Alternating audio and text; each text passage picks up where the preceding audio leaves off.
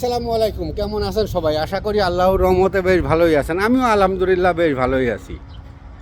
আমরা যারা বড়, আমাদের যাদের ছেলে মেয়ে বড় হয়ে গেছে, কলেজে ইউনিভার্সিটিতে লেখাপড়া করে, আমরা অনেক সময় ভাবি কি যে আমাদের ছেলে মেয়ে লেখাপড়া করতেছে, ঠিকঠাক করতেছে, সমস্যা নেই, কোনো একদিন সে তার গন্তব্যস্থলে গিয়ে পৌঁছাবে।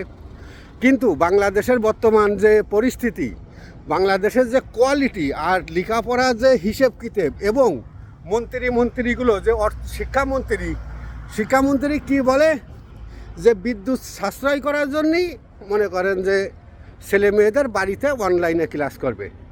আরে ভাই, আপনাদের কি মাথায় কিছু আছে? এটা বাংলাদেশ, ঠিক আছে? আর বর্তমান অনলাইনের কথা শুনলেই তো হাসি লাগে, কারণ কম বেশি তো সবসময় অনলাইনে থাকি। অনলাইনে যে কি হয় না হয় সবই আমরা জানি, সবই আমরা দেখি। আর তারপরেও বিশেষ করে বাংলাদেশে যে একটা গেম খেলা শুরু হয়েছে, ইয়াং জেনারেশন তো ধ্বংসর পথে, ঠিক আছে? এই গেম খেলতেছে, 10 জন খেলতেছে, একজন পাচ্ছে, 9 জন কিন্তু হাঁটতেছে, ঠিক আছে? এই 9 জন হাঁটতেছে, ওই যে একজন পাচ্ছে বলে সবাই মনে করতেছে যে আমি আজকে না হয় কালকে, কালকে না হয় পরশু অবশ্যই আমি পাবো। কিন্তু এই করতে করতে করতে করতে তারা টাকা পয়সা মা বাবার সাথে মিথ্যে কথা বলতে বলতে এমন একটা পর্যায়ে চলে গেছে, মা বাবাও এখন টাকা দিতে চায় না, বিশ্বাস করতে চায় না। কারণ এই দোষটা কিন্তু আমাদের মা বাবাদের। আমরা মা বাবা, হ্যাঁ, ছেলে মেয়ে বড় হলেই কন্ট্রোল করা যায় না, দেখে শুনে রাখাও যায় না, এটা কিন্তু বাস্তব সত্য কথা। কিন্তু এর ভিতরে একটা সমস্যা আছে। একটা ছেলে, আপনার ছেলে যখন বড় হয়েছে, লেখাপড়া করছে, তার রুমের ভিতরে কিন্তু সবসময় ঢোকা যায় না। ঢুকলে হিসাব অনুযায়ী ঢোকা যায় না, কারণ সে আপনার ছেলে কি করতেছে না করতেছে। আর বর্তমান আমাদের ছেলে পেলে অনলাইনে বেশি স্পার্ট। আমি একটা কথা বলতে চাই যে উচ্চ শিক্ষায় শিক্ষিত করতে গেলে বর্তমান সমাজে, বর্তমান বাংলাদেশের হিসেব কিতাবে আপনি কখনোই সাকসেস হতে পারবেন না।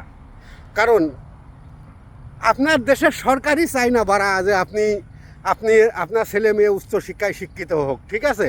হইয়া কোনো একটা করুক, কিছু করুক।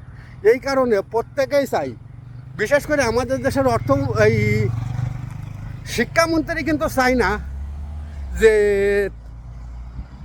আমাদের ইয়াং জেনারেশন শিক্ষিত হোক, উচ্চ শিক্ষায় শিক্ষিত হোক। তাই যদি হইতো তাহলে শিক্ষামন্ত্রী বাচ্চাদের বলতো না যে তোমরা কার পিছনে রাজনীতি করতে চাও।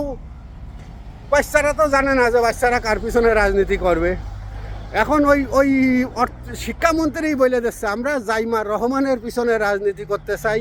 তার মানে হিসেব অনুযায়ী দেখা যায় যে বাংলাদেশের কালচার এবং বাংলাদেশের নেতা মন্ত্রীদের কালচার যে ওই একজন বাপের সাথে রাজনীতি করছে, একজন মার সাথে রাজনীতি করছে, এখন তার ছেলের সাথে করতেছে। এখন ছেলে যদি না থাকে তার মেয়ের সাথে রাজনীতি করবে। এই হলো বাংলাদেশের কালচার, বুঝলেন?